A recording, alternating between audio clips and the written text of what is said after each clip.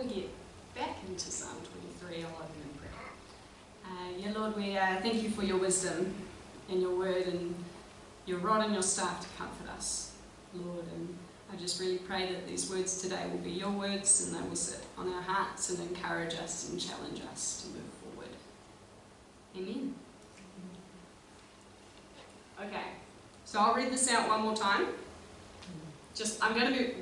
I say one more time. I'll be reading it out a few times. But after this time, I'll do it in smaller chunks. So, Psalm 23. The Lord is my shepherd. I lack nothing. He makes me lie down in green pastures. He leads me beside quiet waters. He refreshes my soul. He guides me along the right paths for his name's sake. Even though I walk through the darkest valley, I will fear no evil. For you are with me, your rod and your staff, they comfort me. You prepare a table before me in the presence of my enemies. You anoint my head with oil, my cup overflows. Surely your goodness and love will follow me all the days of my life, and I will dwell in the house of the Lord forever. This is only 6 verses,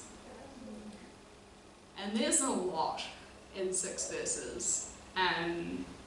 Sometimes you struggle to come up with content for like 20 verses. I did not have that problem.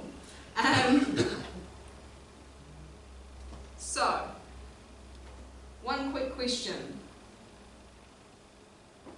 Did you guys hear this verse referenced, these verses referenced right at the start of the first lockdown? Does it ring any bells? Because I heard it a lot.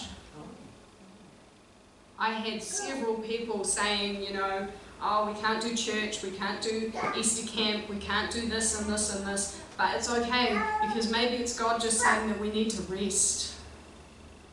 We need to take some time and we need to breathe. And there's, we may feel like we're in a dark valley, but God's leading us to green pastures. I heard it a lot, and maybe it's just because I've been reading it through a lot in the last couple of weeks in preparation, but I just remembered all those moments of people coming back to this passage.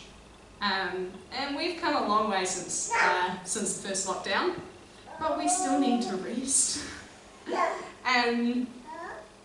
So, I've already asked that question. So I've asked the question, what context do you imagine? I don't know if this is going to work very well for me today. Do you want me to push them down? That might be helpful. Yeah, it's not going to go. I'll just look funny pointing. If I'd known that, I would have done it slightly differently. So we've already asked this question, but there were two, when I was thinking of it, there were 2 key things, other than, every day. There were 2 key things that seem to come to mind, is when you're calm and you're grateful and you're in a good resting place and you want to honour God and you're like, God, you're so good, you do all this stuff for me. But then there's these other moments when you're in the dark valleys and you're like, God, I need you to remind me of the good stuff that you do for me. There's 2 very different scenarios there, and this is so relevant to both of them. And the question that was winding around my head, this is a Psalm of David, if you didn't know, but the thing that was winding around in my head so much is, what context was the writer in when it was written? And I don't have an answer for you. I tried to find it, but I didn't. So he may have been in troubled times. Or he may have been looking back at troubled times and been like, nah, God had me that whole time. But what most scholars seem to think is that it was written towards the end of David's lifetime, when he'd been a king for quite a while. And the really cool thing about that is that he didn't forget that he was a shepherd. And he's coming back to one of the most personal and relevant metaphors for his young life, and comparing that to God and the way that God has treated him throughout his life. So I look at this and I see a man reflecting back on a lifetime of hard times, because we know he had them. You're silly if you don't think he did. And yet he has this incredible faith and trust in God. And a really important note I want to make here is that this is not the first time God has been called a shepherd in the Bible. Okay? I will be coming back to that. But it's not just David the shepherd who points it out like this. So I want you to play the next one and just hit play on that. You should just hit space again. This is just a little bit of a sheep story. My sound's not working, sorry.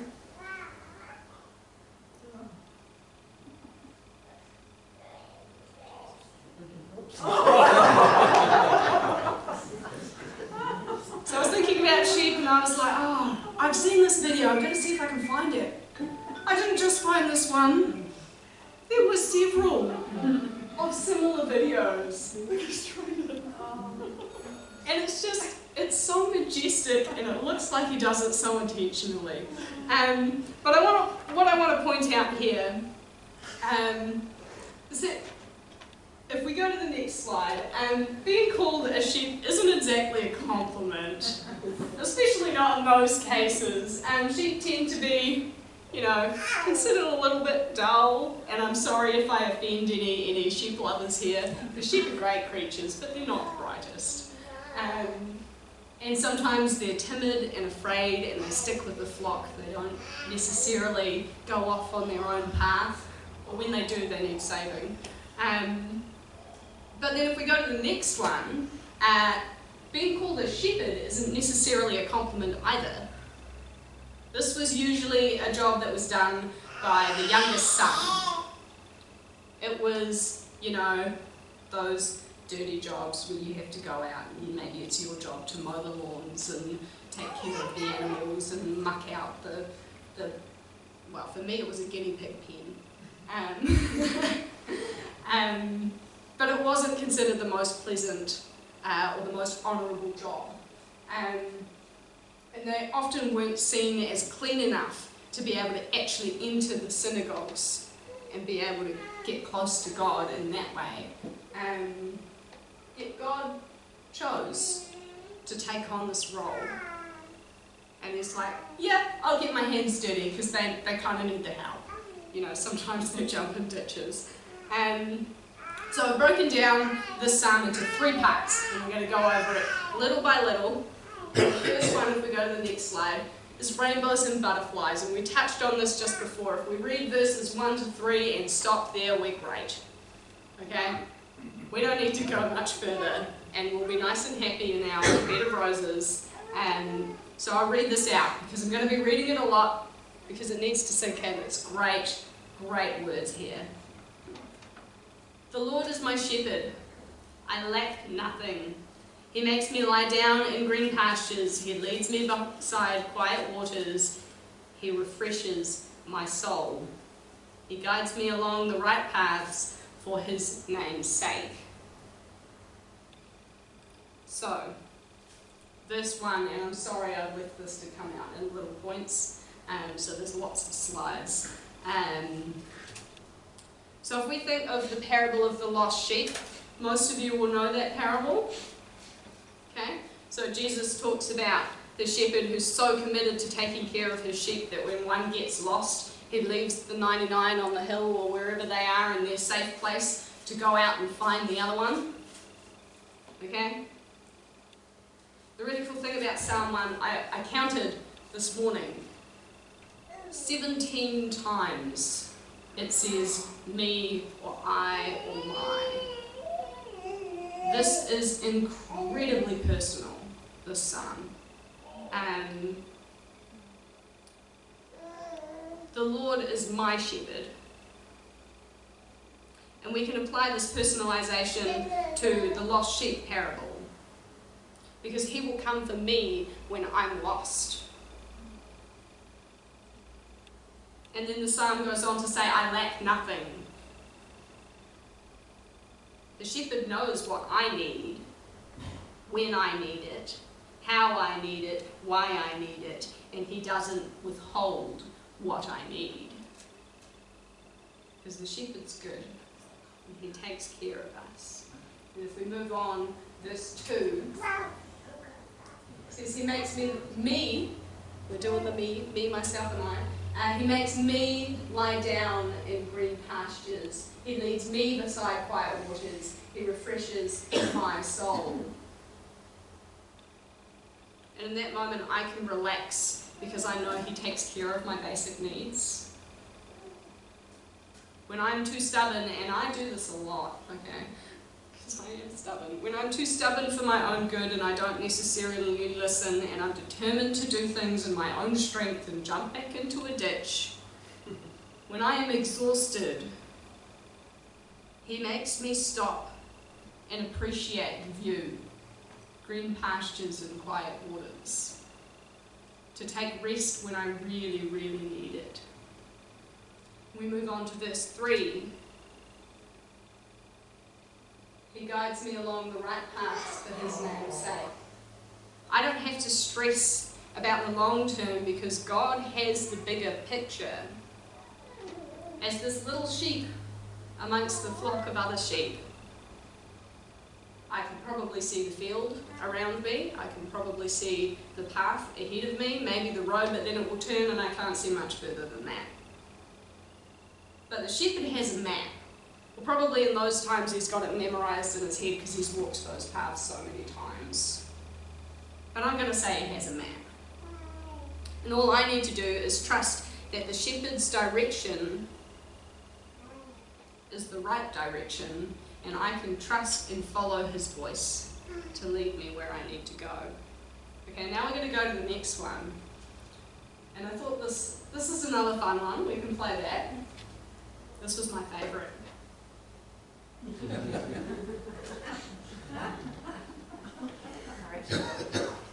They're actually the most intelligent sheep. They're goblin sheep.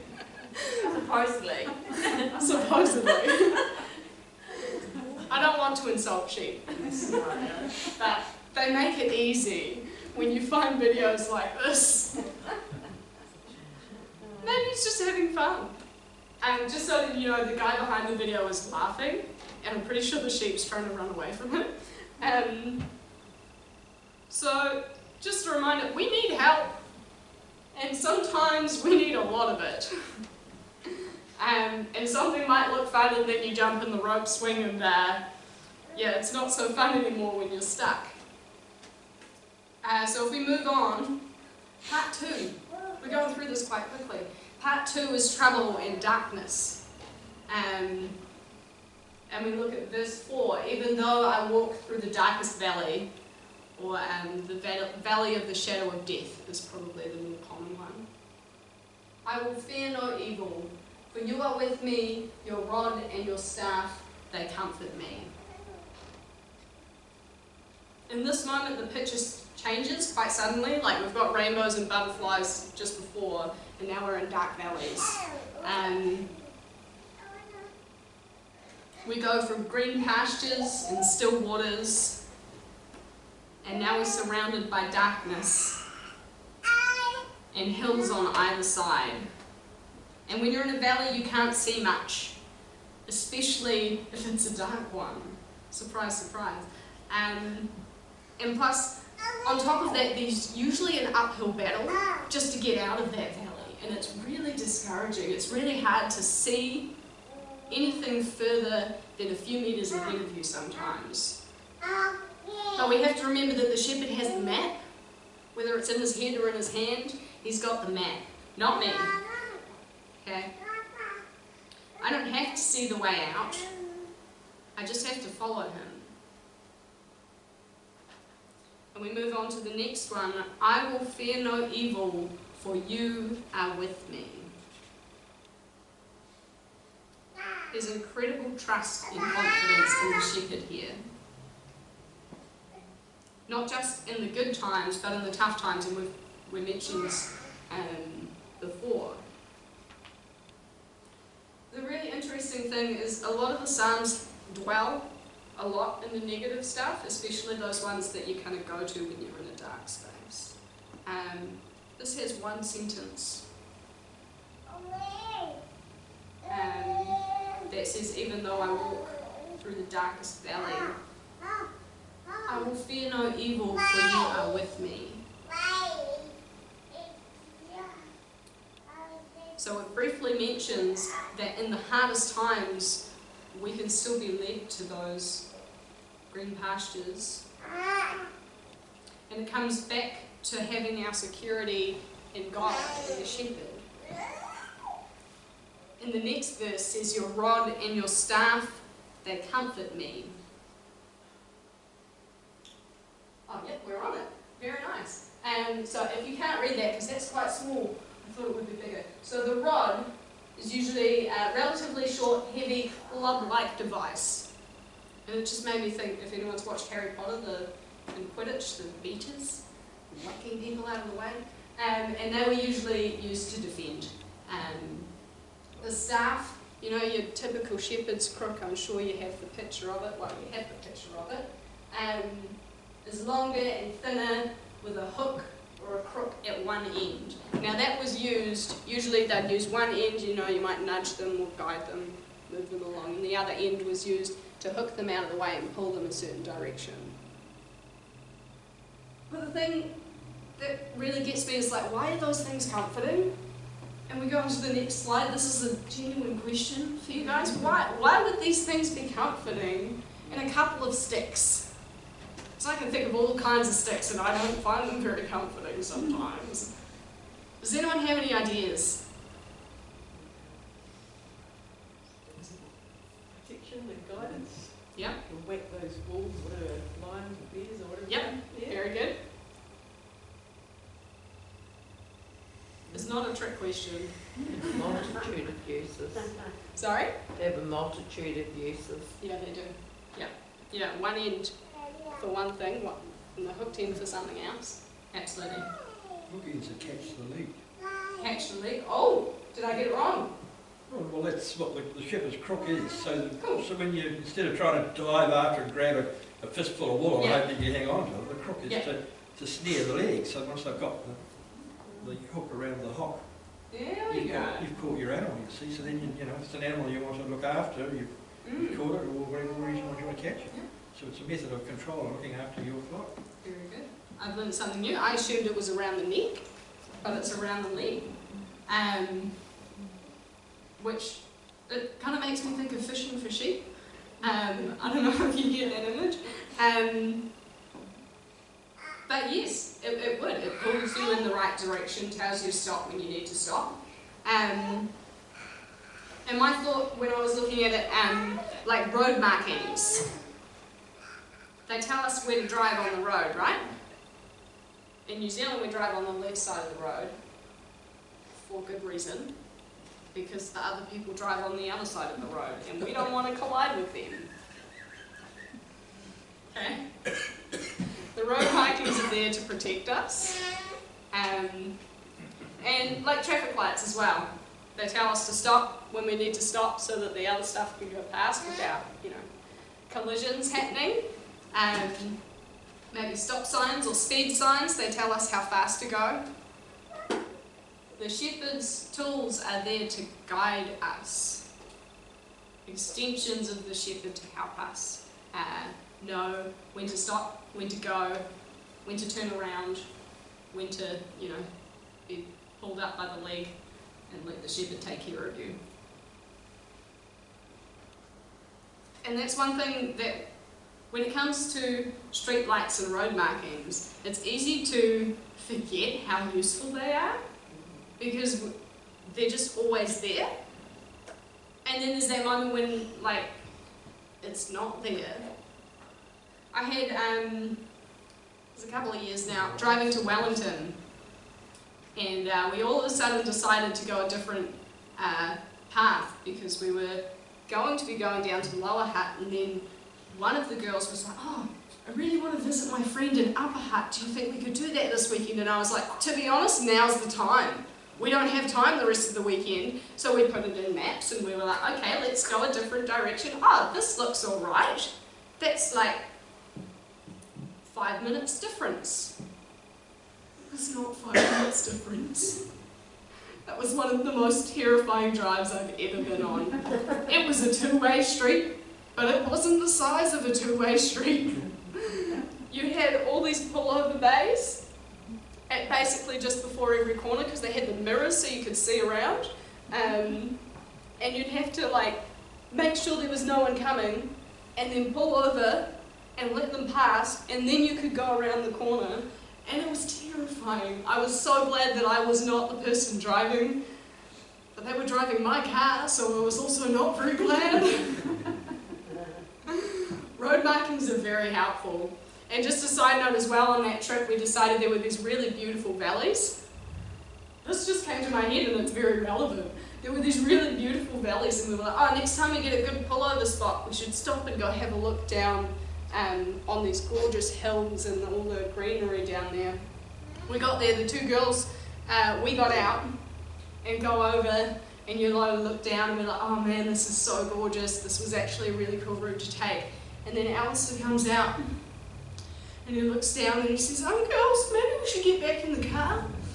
We're like, there were 3 wrecked cars at the bottom of the hill. And that drive was not 5 minutes faster. It was not 5 minutes longer. We spent a long time on that road. It was something like 40 minutes driving. Anyway, that's a complete side note. Road markings are good. Wide roads are good. And they help us and they protect us from, driving into valleys or anything. So now we're moving on to part 3. Here we go. I'll read it from here so I don't have to move the neck. You prepare a table for me in the presence of my enemies. You anoint my head with oil. My cup overflows. Surely your goodness and love will follow me all the days of my life. And I will dwell in the house of the Lord forever. So we had a valley of darkness, and now it's coming back to good stuff. And again, the picture shifts, but it doesn't go back to the grass. Before we were outside and we were in the fields, and then we were in the valley, but through that time the shepherd takes care of us and we can trust him, and he protects us and guides us and comforts us, right? But now he invites us to the table, and if we jump to the next slide, that's the image that I get. I don't know about you, but I feel quite out of place being a sheep at the Lord's table. And we thought this psalm was personal before, but now we're in the shepherd's house, and we're not just welcomed in, but he's set a place for us at the table. You anoint my head with oil, my cup overflows. Before, he was providing for our needs, and now we have this picture of luxury, of comfort and abundance. My cup overflows. We have more than we need. Surely your goodness and love will follow me all the days of my life. Again, the psalm is so personal and holds every confidence, not just that the shepherd will provide, but that the shepherd loves us and cares for us. He loves me and cares for me. There's so many I's and me's in this passage. I think that's what makes it so relatable, is that when you read it out, it's like it's coming from yourself. And it's different reading someone else's words, but they feel so much like they could be mine. And I will dwell in the house of the Lord forever. In these last 2 verses that we've just gone over, the shepherd is not just providing, he's giving it in abundance. In fact, he doesn't really feel like a shepherd anymore. And we don't really feel like sheep anymore, do we? But the children, at his table. We're welcomed into his house, not just as guests, but forever. The Lord is our shepherd. With him, we don't just survive, but we can thrive. I have one more video for you, because I couldn't help it. Can you guess what's going to happen in this one? Yes.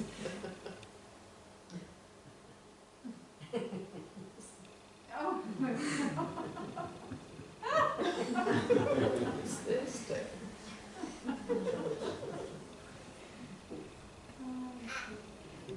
This guy just looks like he's getting up.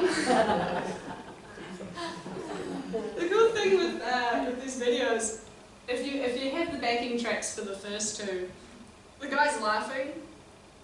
The person on the camera for this one is also laughing. I don't think he's laughing. But what they basically do is they laugh, and then they get a little bit frustrated. But they're not going to leave the sheep there. They know that the sheep's not going to do very well stuck in a ditch or in a tyre swing. So, just because we have a seat at the Lord's table doesn't mean we always follow his guidance. And we can be stubborn, and we can be a little bit thick, and we can go back into the ditch. So we have to remember to trust. I have one more shepherd story to tell you. If we look at John 10, this is Jesus talking to the Pharisees. He calls his sheep, and I've cut out, read the whole chapter, it's really good. He calls his sheep by name and leads them out. When he has brought out all his own, he goes on ahead of them, and his sheep follow him because they know his voice. Now before this, he's talking about the robber coming in, but he jumps the fence and the sheep don't trust him because they don't know him. But then the shepherd comes in through the gate, and the sheep are like, hey, I know you, you feed me, I'm going to follow you. I am the good shepherd. This is Jesus talking, not me. I am the good shepherd. I know my sheep, and my sheep know me, just as the Father knows me, and I know the Father. And I lay down my life for the sheep. So we have to remember that God has been called a shepherd many times before this. And here Jesus claims to be God, to be the shepherd before the Pharisees. So there's probably a bit of scandal there. There's quite a bit of scandal in the New Testament, in the Gospels, with Jesus. But as he does this, as he makes these claims, what he's describing is a very personal relationship between the sheep and between Jesus and between God. It's a relationship of trust and belonging, where you recognize each other's voice. You must know someone pretty well to recognize their voice. And not just do you recognize it, but you come back and you want to follow that voice. There's this relationship there, and it's so, so personal. So I'm going to round up, and I thought I'd note, I've done this several times before, and it's really encouraging, but I've got this journal. I colour coordinate everything. I've got this journal here, and it's got Bible verses and quotes at the bottom of every other page. And the verse here is very relevant. See if you can guess what it is. The Lord is my shepherd. I have what I need. He lets me lie down in green pastures. He leads me beside quiet waters. So I thought that was funny. I didn't notice that until right before we started. But God is here to provide for us, not just our needs, but he gives us more than we need. And it's in every context, like Chris said, every day we can use this passage and we can remember what God does for us and what He gives to us. And He invites sheep to the table, and we should enjoy that.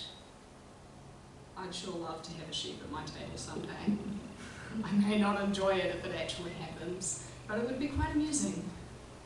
Honest?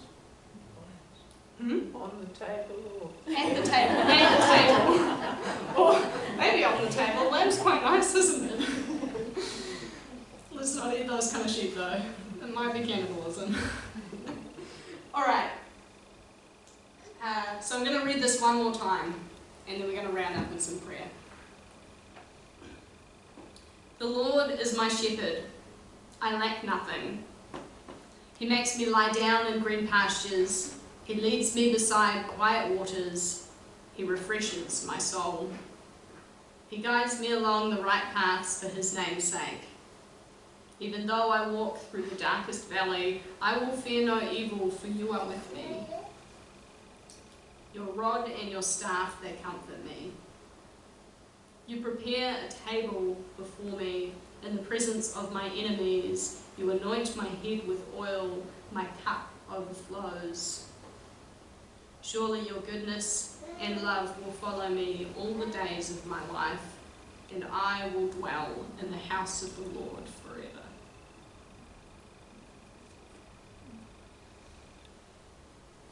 Lord, thank You. Thank You that You lead us to green pastures and beside quiet waters. You know when we need to rest. You know when we need to walk forward. You know when we need to stop. Lord, teach us to trust in Your voice, in Your word, in Your guidance. Help us to find confidence and comfort in Your staff and Your rod. Lead us into the week to come, and let us follow the paths that You lead us down. Lord, thank You. Thank You for inviting us to Your table and welcoming us into Your house forever. Amen.